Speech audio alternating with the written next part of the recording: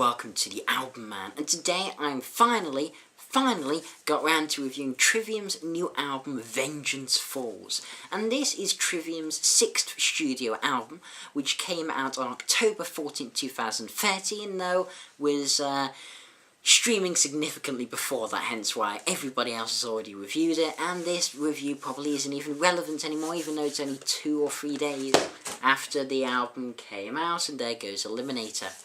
Okay, anyway, a bit of background of where I stand on Trivium. So Trivium are a band I've had a bit of a mixed relationship with. I own the Ascendancy and Crusade albums, with the former definitely being superior to the latter. And the thing about this band is that while they write some, pretty catchy choruses, I don't like Matt Heafy's screams. No, screaming vocals are not ones I particularly like. I like fairly traditional, clean vocal styles. It's just how I am, really. And yeah, but the thing I heard about this album from, many good reviewers was that the screams had largely gone. So this was an album I really wasn't going to cover, but as the screams had largely gone, I thought I'd give it a listen, dive back into Trivium and see what they sound like in 2013. Though with David Go Die in a Hole Drayman as producer, I wasn't too hopeful, considering I dislike, I think, pretty much everything David Drayman's ever done. Not really a fan of Disturbed or Device. Still, I'll start with telling you that this album pleasantly surprised me. It did. So let's see why. Okay, so Brave This Storm. Now this wasn't the first single on the album, but was the first song that leaked, and I listened to the song when it leaked, did a little track review on my Facebook page, I think, link in the description below, shameless plug. And yeah, I certainly noticed it had a lack of screaming compared to the usual stuff I know from the band. I mean, Matt's cleans are very good. He is a seriously talented vocalist, and I always thought he should utilise him a bit more, to be honest. I mean, just no question about that, how talented he is. And yeah, this song builds into a big, very catchy chorus. The musicianship has always been, and still is, to a very high quality indeed. Great musicians. And now, about the screams again. Yeah, this song does have them. They haven't completely binned them, but this time around I found that they were used effectively, and it was almost like when a part of the song just felt like it needed that little boost, then it added that bit of sort of ragey angst to the album, and yeah, I'd say it actually added to it, which is something I never said about screams before, so it shows they're doing something right. And yeah, definitely worth singling out the drummer as well, Nick Augusto. He really shines here. And yeah, it's just a great opener. Vengeance Falls, the title track. And this has a big chugging riff to it. And I definitely get almost elements of thrash in here, which is nice. And this song yet again combines the intensity of Trivium's usual fare with a surprising amount of melody, which makes me like the band a whole lot more, to be honest, because I always like their big melodic songs, stuff like Dying in My Arms or Like Light to Flies, and even though I know Like Light to Flies is quite scream heavy in the verses, the chorus of that is just amazing. I still maintain that. Yeah, this song, it almost reminds me of Avenged Sevenfold. Now, not in like the different sounding bands completely, I'm not saying that. All I mean is that they're both sort of accessible metal with an emphasis on melody, though still having like screaming solos and, in Trivium's case, harsher vocals. Though I think Trivium are, with this album, definitely superior. This is definitely a superior album, I think, to Hail to the King. And yeah, okay, Strife. Now, to my knowledge, this was the first official single from the album, and yeah, I mean, it has such a wonderful opening dual guitar riff, which I really think they could have done a bit more with, to be honest, before going to the usual deep chugging train sound. Still, you can tell why this was a single, with a pretty anthemic chorus and a nice pre-chorus which leads into it.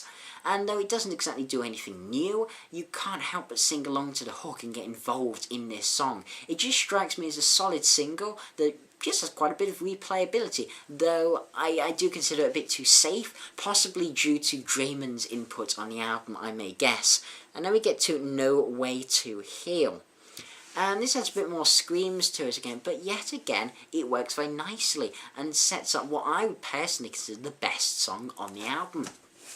It has a bit of almost like Light to Fly style chorus, and the mix of cleans and screams really adds some texture to the song. It's a very enjoyable listening experience, as this song has a great hook that's just very sing-alongable, for lack of a better word, really. I mean, this surely has to be a single at some point. I would be kind of surprised. And, oh, I can't forget the solo. I mean, it's one of those, it starts decently, and you think, okay, decent solo, and then it just builds into something really pretty darn impressive, I have to say. Yeah, very good song. To Believe. I suppose we may as well talk David Go Die in a Hole. Draymond's contribution to that. Yes, that's the epitaph I've given him. I just accept it, you know, just accept it, don't go crazy at me. And, yeah, you can definitely tell he has an influence on the writing process. And the fact that Heafy uses so many clean vocal lines, I think was due to Draymond. And there's definitely hints of Disturbed you get now and again throughout, especially as Vengeance Falls as an album has a bit more of a mainstream metal sound to it. It's definitely trying to appeal to a wider demographic, which is not necessarily a bad thing, I'd say. For some bands, it can be, and for some fans, it can be, but I would say it actually kind of works well, as the balance here that they strike is actually pretty nice. You see, my problem with Disturbed and, you know, for example, is that they're too paint-by-numbers rock music, and my problem with Trivium is they're just a bit too metalcore and harsh on the vocals for my taste, as metalcore really isn't a genre I particularly enjoy. But here there's that nice balance, and I think To Believe is a good example of this, and it to me encapsulates the album. There's actually no screams, pretty safe melodies, catchy choruses, still a good level of musicianship, and yeah, but I mean, it's quite safe. It doesn't do anything completely outside of the box either. It strikes a decent balance, and yeah, I mean, this is a solid album, as I've been saying. And now we get to At the End of This War, which I don't have a huge amount to say. It starts with a nice acoustic intro, which I didn't expect, to be honest, and I think that bit is really it's one of these things I point it out time and time again, but I don't like false starts on songs, as I call them. It's like a non-essential tease before the song goes back to the usual heavy feel. We never hear back from that acoustic riff. Oh, no. It just vanishes into the depths of Trivium's time. And it doesn't always, it's especially prevalent with power metal. You get some nice little intro, and it's like, oh, this could go somewhere, and then it's just boom into the usual thing. It's like, no, do something with the intro. But still. Yeah, it ends too early and abruptly. This song, it's not bad, hardly epic. It's on par for commercial metal, really. Nothing more to say. Through Blood and Dead and Bone, pretty cool name, I have to say. And it's a pretty cool song, to be honest. The main problem I have here is a recurring theme throughout the album, I'm afraid to say, which is a lack of memorable riffs, in my opinion. And this song suffers from that. A lot of the riffs on this album seem to fall into the same rough rhythms and get a little too repetitive after a while, and your ears start to get a little bit tired from the same the same things. And while the musicianship, I mean, it's still, as I said, it's still high standard.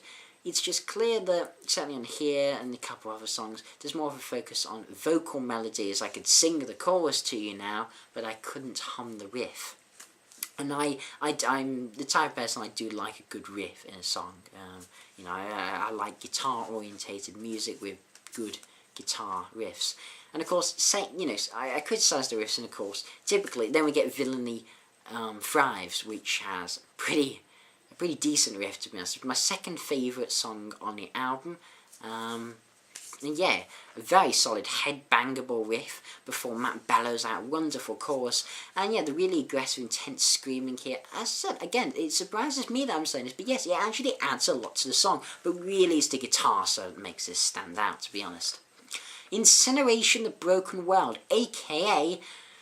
that song with the tight bass solo by Paolo Gregoletto. Yes, everyone's talked about this, but it is a cool bass solo. It is. He really does play a mean bass here. Yeah, he does. And what I would say is probably the heaviest song on the album, with, again, an intense feel. I know I'm overusing the word intense, but that really is just the vibe that really this album emanates for me personally. And if you're wondering where the bass solo is exactly, if you haven't heard it, well, it's just, it's in the bridge, just after the two guitar solos, and yeah, the bridge, it's good, it's good. Lastly, Wake, The End Is Nigh. Yeah, I think so. And, yeah, pretty good song. Builds tension nicely on the clean guitar. It's nice to see a good use of clean guitar here. I think, you know, maybe could have thrown that in another track, that's, you know, that bit of variety on the album, but, you know, oh well. It works here well. Matt's vocals are full of emotion here, which I really like to see. Really unleashes emotion, which you don't really see with this band by my experience of them. You know, I haven't heard all their stuff. I don't claim to be Trivium expert by any means. I've only had bits from in Waves, for example. And yeah, I was surprised by the length of time I spent on the cleaner sections before going to Overdrive here. And yeah, the payoff really does do the build-up justice. It is a good closer. I've been pretty positive about Vengeance Falls, which surprised me. I was expecting to either not cover it at all, or be pretty negative to it, to be honest.